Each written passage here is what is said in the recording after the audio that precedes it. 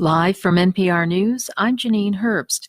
White House Press Secretary Jen Psaki says the president is inviting the 10 Republican senators who asked for a meeting on a smaller coronavirus aid proposal to the White House this week. The Republican plan is about one-third the size of President Biden's $1.9 trillion package. The White House says there is a greater risk in doing too little than too much. Former President Trump has announced 2 lawyers to head his impeachment defense. As NPR's Barbara Sprunt reports, this comes roughly a week before his trial is set to begin. In a statement Sunday night, Trump's office named David Schoen and Bruce Castor Jr. to Trump's defense team. The announcement comes a day after at least 2 other lawyers left Trump's legal team. Trump has until Tuesday to respond to the article of impeachment passed by the House, which charges him with incitement of insurrection on January 6th. When a violent mob of his supporters stormed the Capitol. House impeachment managers have the same deadline to file their own pretrial brief. The trial is set to begin on February 9th. Barbara Sprunt, NPR News. Public health experts are hailing a new vaccine from Johnson & Johnson to fight the coronavirus.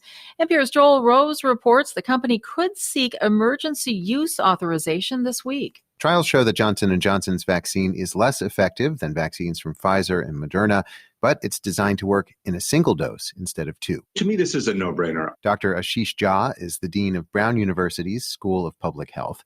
Speaking on ABC's Good Morning America, Jha said he wouldn't hesitate to get the new vaccine. The goal here is to prevent people from getting really sick and dying, of course.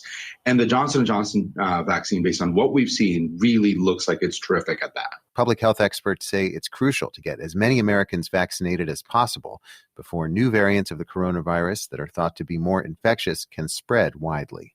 Joel Rose, NPR News. Officials at Fort Bliss say 11 soldiers poisoned after drinking what they thought was alcohol continue to recover. As Angela Kocherga from member station KTEP reports, the incident is now the focus of a criminal investigation. The 11 soldiers required medical attention after drinking what they thought was an alcoholic beverage at the end of a field training exercise Thursday. It contained ethylene glycol, commonly known as antifreeze.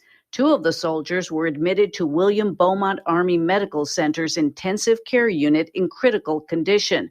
The other 9 were in guarded condition. All are continuing to recover. Fort Bliss has not released details of how the beverage became laced with antifreeze. Drinking alcohol is not allowed during training. The Army has launched a criminal investigation of the poisonings. I'm Angela Kocherga in El Paso. Asian markets are trading higher at this hour. The Nikkei in Japan up nearly 0.9%. This is NPR. In Russia, another weekend of protests with more than 5,000 people arrested in demonstrations across the country today, calling for Kremlin critic Alexei Navalny to be released from jail. He was arrested on an unrelated parole violation as he returned to Moscow from Germany, where he spent months recovering from nerve agent poisoning he blames on the Kremlin. Government officials deny that. The United States is urging Moscow to release him and criticize the crackdown against the protesters.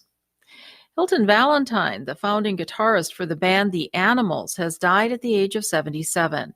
As NPR's Jason Slotkin reports, he made many notable contributions to the British Invasion band, including one of its most iconic hits.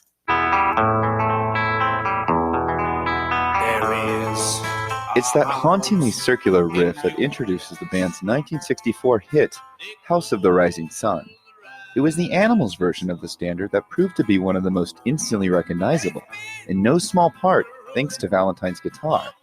Valentine began playing guitar at 13, and like many musicians of the British Invasion, gravitated towards skiffle, a music craze that fused together multiple American genres. He later formed the Animals.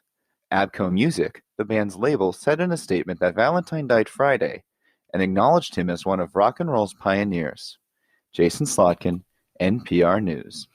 U.S. futures contracts are trading lower at this hour. NASDAQ futures contracts down about 0.3%. I'm Janine Herbst, and you're listening to NPR News.